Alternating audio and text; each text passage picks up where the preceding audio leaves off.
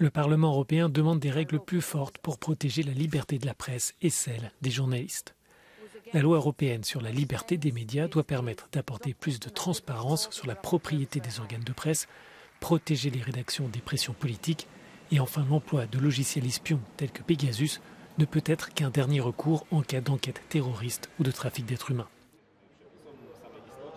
Les eurodéputés répondent ainsi aux tentatives des États membres d'édulcorer la proposition de la Commission européenne. Without media freedom, without media pluralism, without independence of public media and without protecting journalists, there is no democracy worth the name.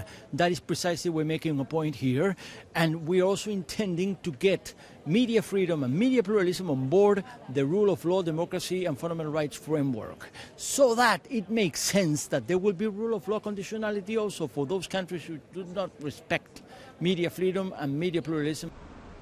La détérioration de la liberté de la presse en Pologne et en Hongrie inquiète depuis plusieurs années les journalistes et les ONG. Beaucoup accusent l'Union européenne d'inaction. Pour une eurodéputée hongroise, membre de l'opposition, ce texte européen arrive trop tard. Toutefois, il pourrait corriger certains des dommages causés.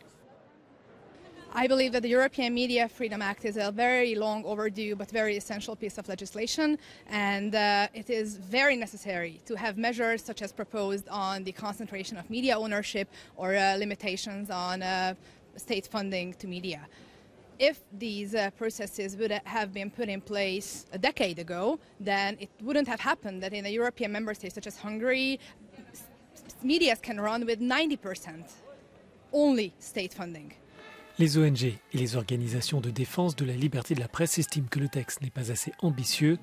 Elles jugent que certains gouvernements vont peser de tout leur poids politique pour limiter la portée des articles relatifs à l'interdiction de la surveillance en ligne et à la protection des sources. Pour les eurodéputés, il n'est pas question de tempérer ce texte.